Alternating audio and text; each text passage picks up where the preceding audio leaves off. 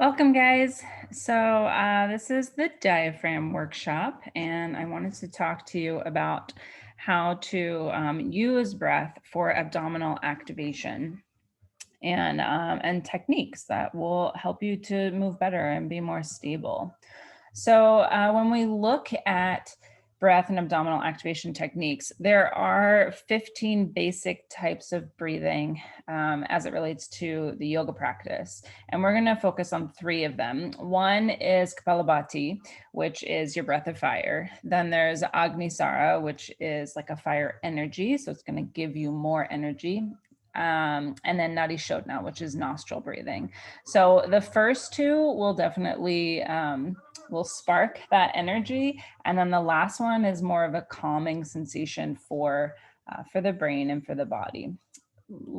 Towards the end of the presentation, we'll go over what are called Bandas or abdominal locks, and how those relate to the core stability. So let's go over these three breaths. So Kapalabhati is like a pumping of your abdomen. So each time that you exhale, you want your abdomen to come in really firmly. So it's kind of,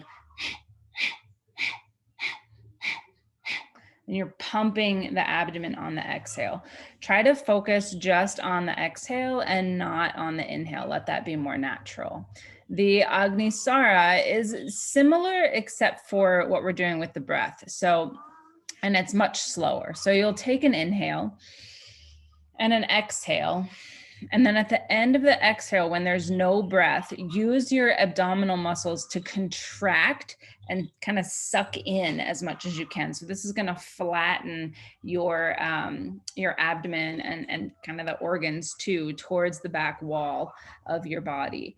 So this can be really cleansing, but it's also going to rush some fresh blood in there. So if you take an inhale and an exhale, and then there's no breath, and you suck the belly in and up as far as you can and just hold it for as long as you can before you need to take another inhale and exhale. And then you do it again. You draw in and up and hold as long as you can. Yeah, good. Then alternate nostril breathing. You take your two peace fingers and place them at that space in between the eyebrows. And then you can use your ring finger and your thumb to switch off the closure of each nostril. So if you put your two peace fingers on that space between the eyebrows and seal off through the left nostril, breathe in through the right, and then seal the right, open the left, and exhale. Breathe in through left, seal it off, and exhale right. And one more time, breathe in through the right, seal it off, and exhale through the left.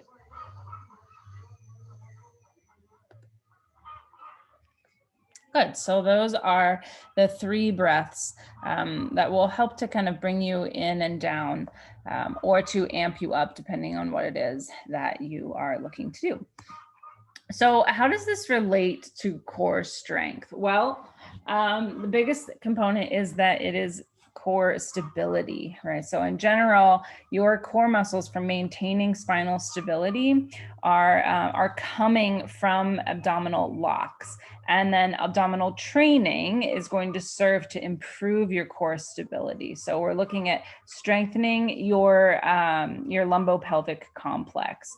We're transferring forces from the upper to lower limbs. So this is anything from like walking and moving your arms to like just standing there and activating down through the feet. Maybe you're doing handstand. So again, like pushing into the ground and working up towards the lower limbs that are facing the sky.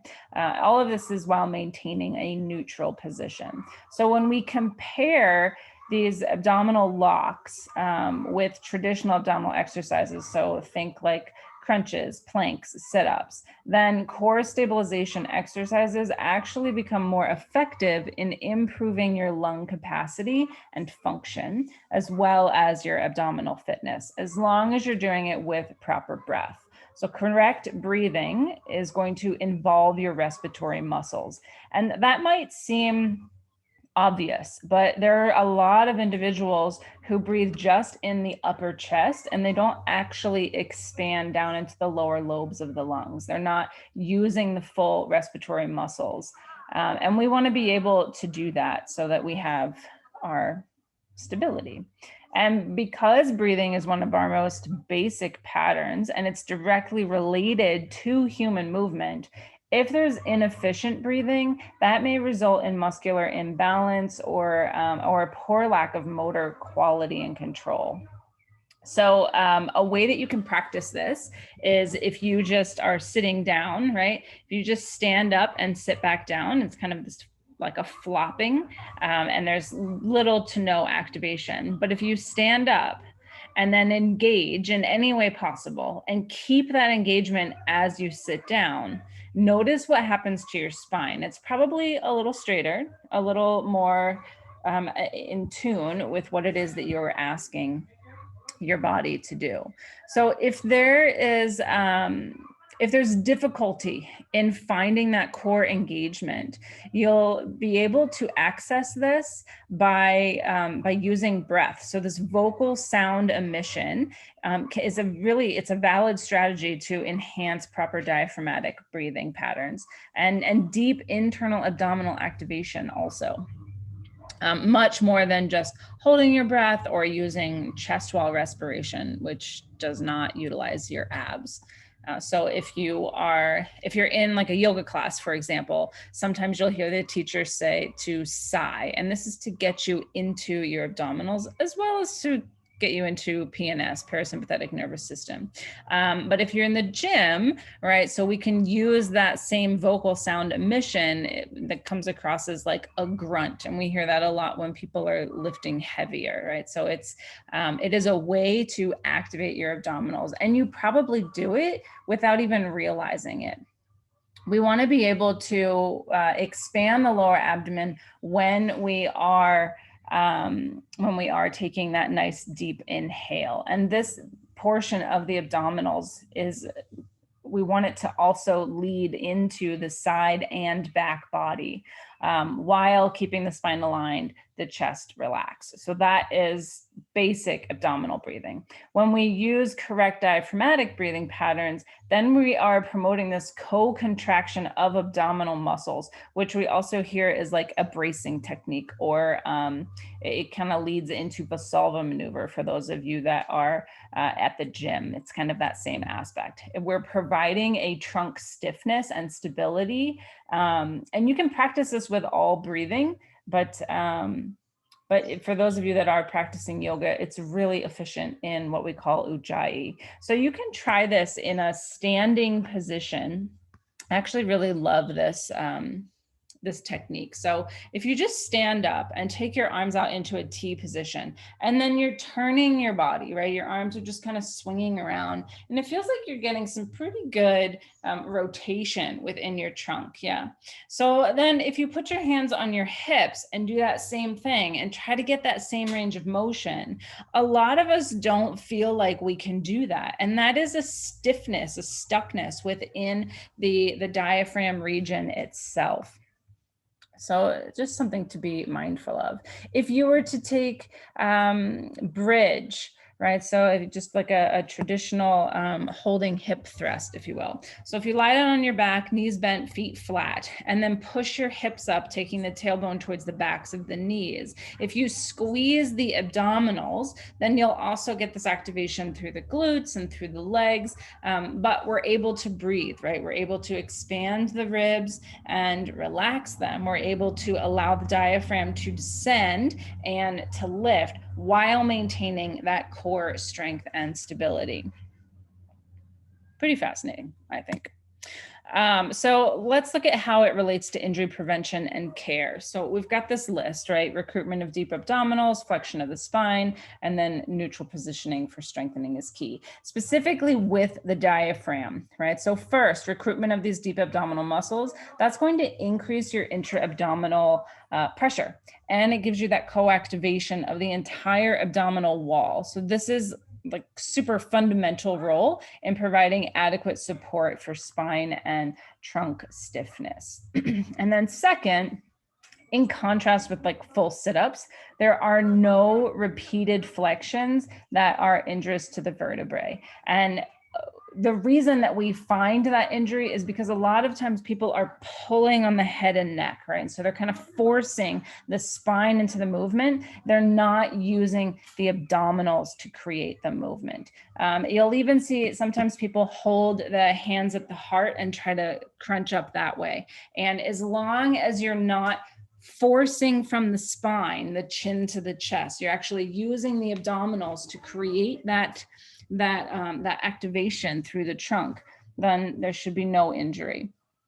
We want to think of the diaphragm as flying up with each exhalation. So regardless if you're doing a crunch or if you're in a plank, that's really like the best time to kind of practice it. Again, your diaphragm sits in this super gentle arc just underneath your rib cage, right? And so when we inhale, it pushes down as if you were jumping onto a trampoline, right? And so that's creating space for your lungs to expand. And then as we exhale, so that's that strong, when you hear your trainer or your yoga teacher say, pull your core in, your navel comes in as you exhale and the diaphragm comes up. And that is creating this, like a suction cup towards your spine. We have organs, right? We've got intestines. We don't have a lot of bones in our abdominal structure. So we need to use the musculature in order to create the stability for the spine. And that comes mostly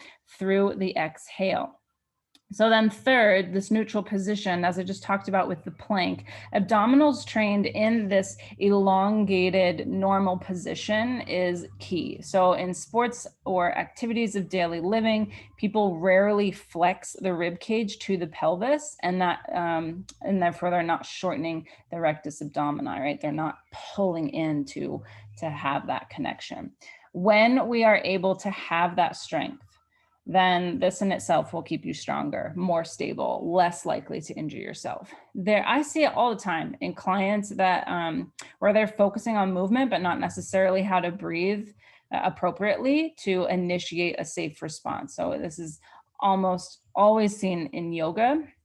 We tend to overstretch without using the breath to protect the bones. We're just so focused on the stretch rather than the actual mobility, and that can create an issue. Or in weightlifting, you'll see it with people that, they're inhaling and then they exhale and they create that contraction, but they don't have proper control. And we see this a lot with like negative things where there's that lack of strength because they're so focused on using, for example, you're just using the arm for the bicep curl rather than engaging through the core and through that stabilization all the way up the back. So when we have that stabilization, then we do the bicep curl and it's more integrated through the whole body as opposed to just on one particular area. So really focus on those exhales is the point.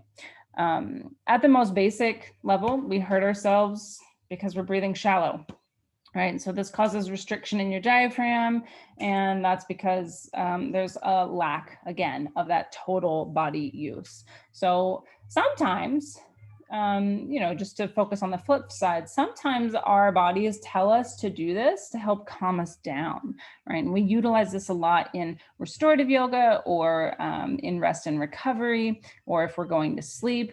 But more often than not, we've trained ourselves in the stress response. And so then we just end up holding on to that stress response. Again, short, shallow breaths, not the best for us.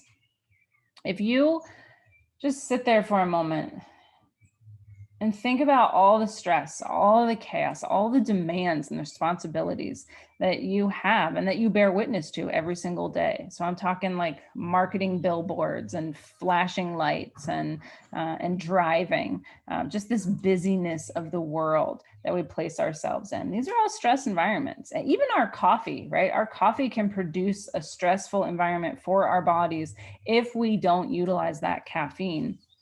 It ends up causing our adrenals to stress out. And this can cause our, or keep rather, our diaphragm in that lockdown. And you can feel this. Try it actually. If you just lie down on the ground for a moment, if you just lay there and then bring your hands to the rib cage, kind of right at the solar plexus, and work yourself under your fingers underneath your rib cage around towards the floating ribs, towards the side of your body.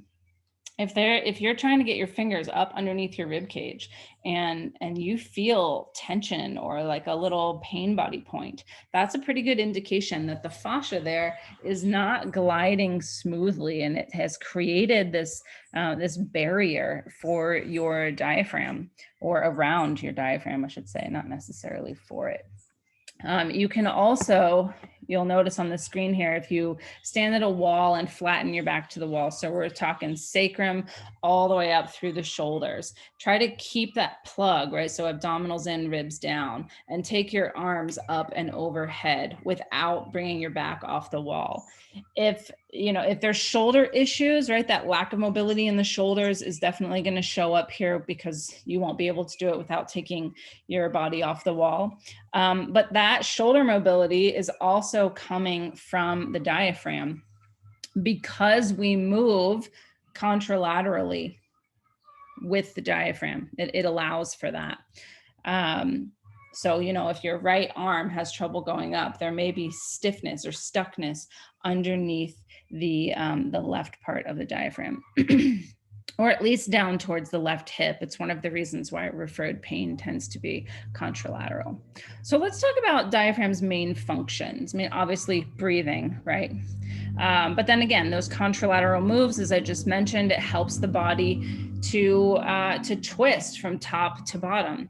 It will allow us to it locks or collapses when there is that stress response. And that is so that the lungs can expand more. This is what gives us fight or flight. It self-regulates the nervous system. When we are relaxed, it actually repairs muscle and joint tissue via gas exchange, which is pretty awesome. It's going to help move intracellular fluids. It'll actively absorb nutrients. It helps us to sleep better and to perform better. All these are crucial for us to move in a more stable and positive way. The physiological effects, so it helps you to cope with the symptoms of PTSD. It improves your core muscle stability. It improves your body's ability to tolerate intense exercise. It'll lower your chance of injuring yourself, because your muscles, they have these little like micro tears when they're being worked. And so it actually, that through that gas exchange, tells you like, hey, I'm moving into lactic acid. I'm moving into a space where I need to rest and recover. So it will lower your chance of injury, because it gives you those notifications.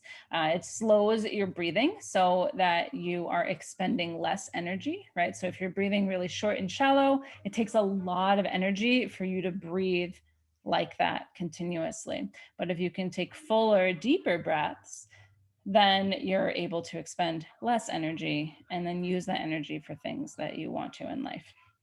It does help you to relax. It lowers the harmful effects of stress, and specifically the hormone of cortisol in your body.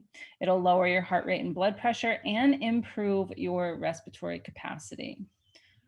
When we're looking at the diaphragm and mindset, according to the National Institute of Health, it'll help to foster a sense of calm. It reduces stress and anxiety levels. It lowers your blood pressure. And it's the basis for meditative and mindfulness practices, which for those of you that look into these kind of things, you probably already knew that. But maybe something that you didn't know is that it is a top focal point for physical and mental health. This is an effective relaxation technique for CAM, or complementary alternative medicine. And the emotional reports, or emotional improvements, have been reported to be the most obvious benefit of mind-body interventions. And that's because as a non-pharmaceutical treatment, breath control therapy is now widely used in clinical settings. So we're talking depression, anxiety, PTSD, insomnia, mental disorders, but then also like physical things that happen from our mind, like stroke, like cancer. Even cancer is a total body, it affects us. So this confirmed efficacy for diaphragmatic breathing is excellent, obviously, given what we just said, for these clinical conditions, but there is benefit for healthy individuals too. So don't just feel like, well, I don't need it because I'm healthy. If you need greater attention, right, sustained attention is critical for maintaining performance over a period of time. Scientists have found that in normal participants, there's fatigue, there's work burnout, there's the tasks become difficult, which leads to poor performance when there is a requirement for sustained attention. But if there's proper breathing, then that attention actually improves. It's gained after 15 minutes of diaphragmatic breathing. That's awesome. So it will exert its influence on your autonomic nervous system. I mentioned cortisol earlier. So this is commonly thought of as the stress hormone. Concentrations decrease significantly. Its association with attention, as with breathing practices, cognitive processing, and emotional arousal, is strong. When we look at cortisol, we look at it as like a stress hormone, and we look at it as it being a bad thing, but it's important, right? So yes, it is a steroid hormone. It is produced by your adrenals. So again, going back to that coffee, if we don't use that caffeine, then the adrenals are on overload, and that's why they get burnt out. But cortisol helps our body respond to stress, right? It regulates our blood sugar, it fights infections. It's the highest in the morning and the lowest around midnight. So if you've got a backwards schedule, that can cause some issues with you physically and mentally. It manages how you break down your macronutrients, and it keeps inflammation down when it's in balance, as well as controlling your sleep-wake cycles. Let's talk about nutrition for a moment.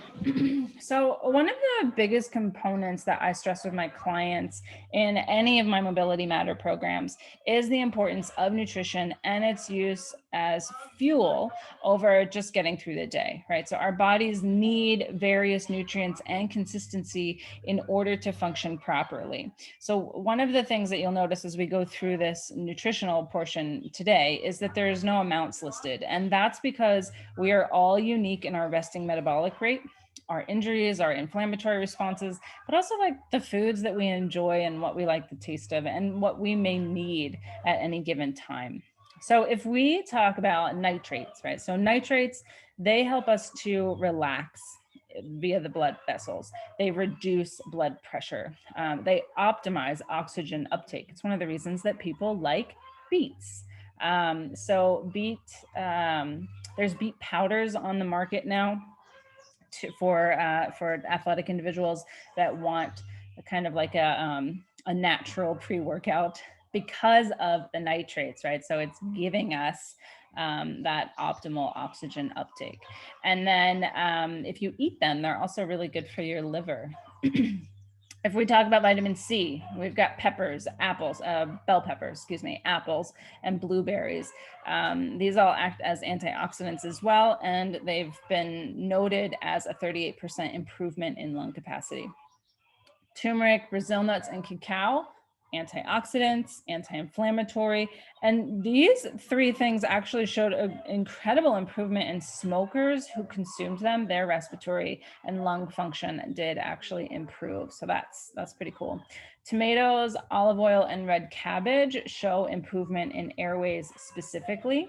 So those are good things to pull in if you're having some airway issues. And then contraindications, specifically for turmeric, is going to be gallstones. If you have gallstones, you may want to avoid taking turmeric. And if you do not, then one of my most favorite teas to recommend is turmeric, ginger, and black pepper tea. So I just fill up the crock pot with water. I throw in black pepper, ginger, and turmeric root and let it boil all day. I've got like 6 cups of tea that I can sip on. Mullein leaf is a profound respiratory tonic. It helps to open the lungs, ease spasms, tightness, cough, and it soothes irritation and dryness. It's also an antiviral, an antioxidant, and an anti-inflammatory. I would definitely take it as a tea, just because of the taste. Some people have used it topically and they've experienced skin irritations. So if you're going to use that as like a poultice or something, just be mindful of that. Wild black cherry is excellent for dry, irritated, or spastic cough. So things that just like come on. Chest complaints, including irritation from wood smoke or wildfires. So if you're in places that are that have that kind of routinely through the summer, so California, Arizona, Utah, Colorado, wild black cherry can calm the spasm and help to open the lungs. Just note that this is not wild cherry. So wild cherry is actually poisonous if taken in large amounts.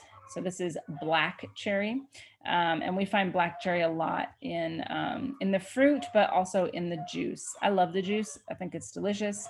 But if you drink too much of it, or if you have a sensitive stomach, then you may notice stomach upset and or diarrhea. One of my all-time favorite herbs is marshmallow root. It is supreme for moisturization. It's very soothing, but it's also slimy. So if you don't like that texture in your mouth, there's other ways to take it. But it's really useful whenever the lungs and respiratory system feel dry and irritated.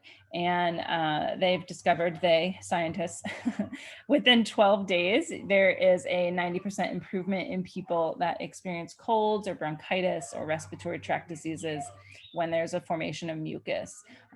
So there is an enzyme in marshmallow root that helps to loosen mucus and inhibit bacteria. So again, if you don't like that slimy sensation, you can get lozenges that contain this marshmallow root extract to help dry cough and irritated throat. You do want to avoid marshmallow root if you're pregnant or breastfeeding. I always tell people, just make sure you talk to your doctor. You know, moderation is key, but I would definitely speak with your doctor if you're pregnant or breastfeeding. If you have diabetes, it could interfere with medications that you take because it could cause your blood sugar to drop. And on that same note, if you have a surgery scheduled, again, for 2 weeks prior, you want to avoid it because of the blood sugar dropping. So Bandas, what they are, why they're important. We've got 3 of them. They're located at the pelvic floor, 4 fingers beneath the navel, so lower abdomen, and then this little space here in between the clavicles called the clavicular notch. And why they're important is because they improve digestion, right? They're very stable, very grounding, give you that connected feeling, pelvic floor and low back health, and then continence. we want to maintain that.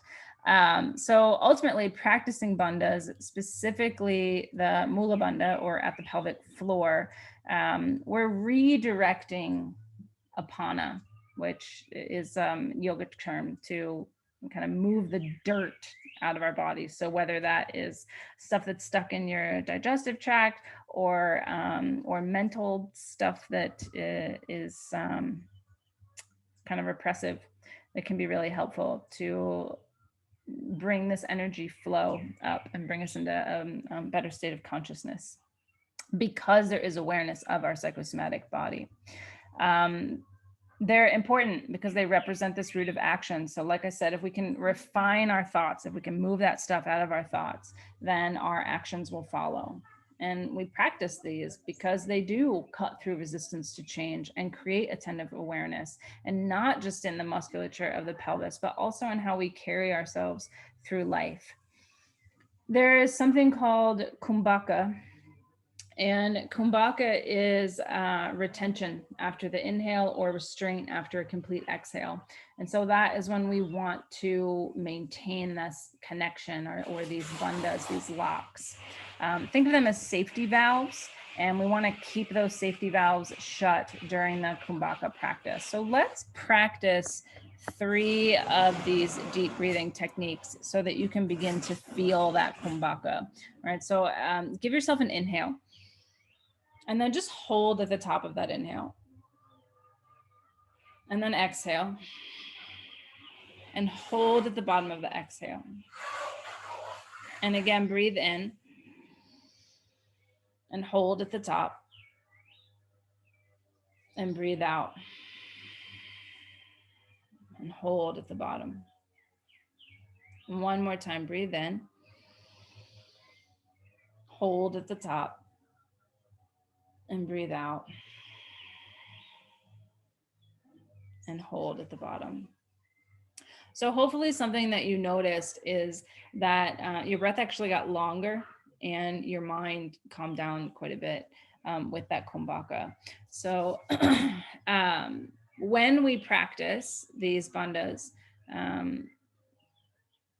the names are not that important, but just they're interesting. And so I wanted to share them with you.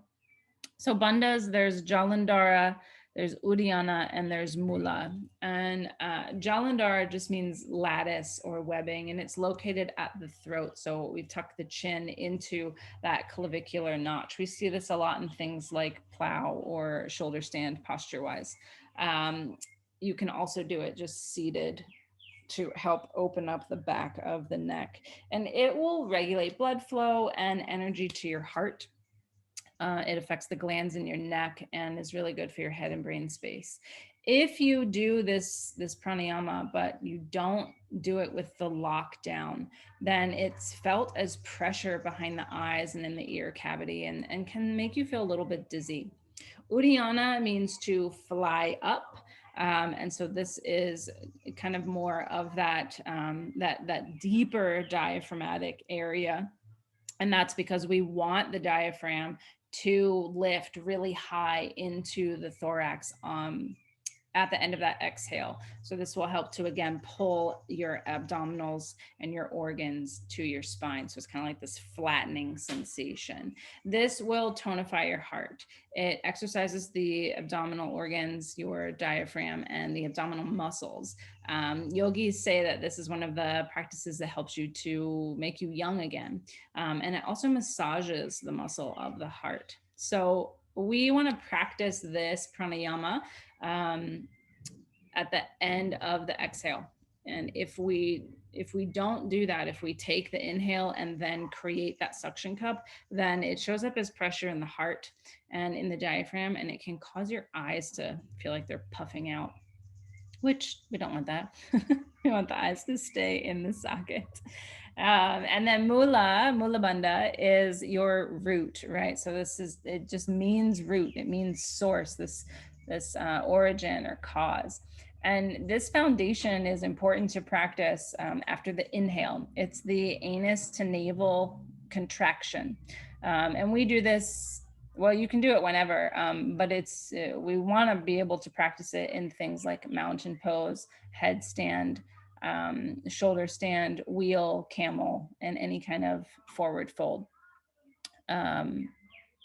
And this particular pranayama is practiced to incorporate what we call pratyahara, or the withdrawing of the senses. And it's really quite lovely to bring you in.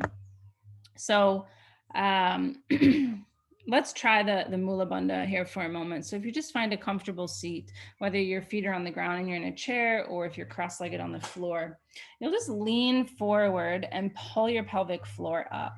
And you'll probably notice that kind of above the pubis bone, really deep into the lower abdominals. And then if you lean back and do the same thing, it's almost completely the anus contracting. But if you come to the center, kind of right there over tailbone and the two sit bones, and pull the pelvic floor up, then it is the center line, or the sushumna, and that can pull straight up through the spine and cause you to be a little straighter.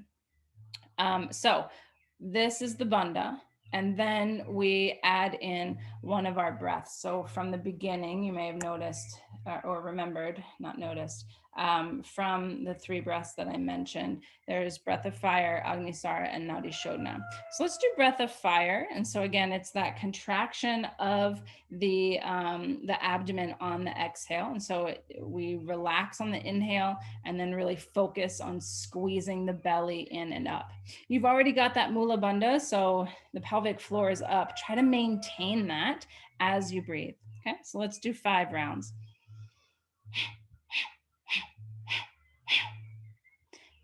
I recommend doing this for at least 108 and then work your way up from there. But for time's sake, I just wanted to have you feel that. And then questions, offerings. The Mobility Matters Pro is my my website. Feel free to look on there for other offerings that I can offer, that I can bring to your awareness. So I offer one-on-one hour-long sessions. There's also a 14-week elite program, and these 2 programs are specifically designed around preventing injury and to help you to recover from injury. And we use the basis of movement, breath, mindset, and nutrition. There's also yoga classes. I'm always focused on injury prevention and care. And then of course, future free workshops. So the next one is June 22nd. And that will be probably less of a lecture and more of an actual practice of techniques that you can use to help you with injuries that have happened. And I would love to know what it is that you want to see more of in these free workshops. Wednesday workshops will always be free. And then if there's anything that I can clarify for you guys, please let me know. I love your feedback. I love your referrals. And I love hearing from you. So if you're not on the email list, if you go to www.mobilitymatters.pro, that is one of the first things that comes up is how to get on the newsletter mailing list. So thank you guys so much. And I hope you have a wonderful day. Let me know if you have any questions.